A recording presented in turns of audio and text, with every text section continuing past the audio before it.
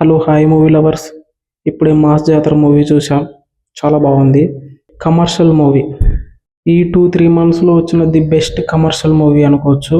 Vintage రవితేజను చూడాలనుకునే ప్రతి ఒక్కరికి ఈ మూవీ చాలా బాగా నచ్చుతుంది. మూవీ ఎక్సలెంట్ ఉంది. కమర్షియల్ మూవీ, కొత్త మూవీ అని ఎక్స్పెక్ట్ చేయొద్దండి. It's a routine commercial movie, కానీ చాలా బెస్ట్ ఇచ్చాడు. మూవీ అయితే చాలా బెస్ట్గా ఉంటుంది. అండ్ డైరెక్టర్ కూడా చాలా మంచిగా తీశాడు. అండ్ రవితేజ పర్ఫార్మెన్స్ కూడా చాలా బాగుంది.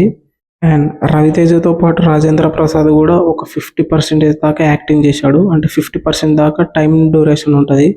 అండ్ ఎక్సలెంట్ యాక్టింగ్ చేశాడు. కామెడీ, యాక్షన్, ఫైట్స్, సాంగ్స్ ప్రతి ఒక్కటి సూపర్ ఉంటుంది. అండ్ డ్యాన్స్తో సహా ఎరగదీసేశారు శ్రీలీల అండ్ రవితేజ. చాలా బాగుంది మూవీ అయితే. అండ్ మీరు కూడా వెళ్ళి చూడండి, మీకు నచ్చుద్ది. ది బాహుబలి ఎపిక్ రిలీజ్ వచ్చింది కాబట్టి కొంచెం బుకింగ్స్ తగ్గొచ్చు, కానీ బట్ మూవీ అయితే ఓవరాల్గా అయితే డిసప్పాయింట్ అయితే చెయ్యదు ఎవరిని.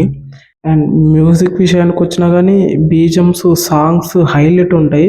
అంటే మనం యూట్యూబ్లో చూసినట్టు నెగిటివ్ ఇంపాక్ట్ అయితే ఏం లేదు. మ్యూజిక్లో చాలా బాగుంటుంది.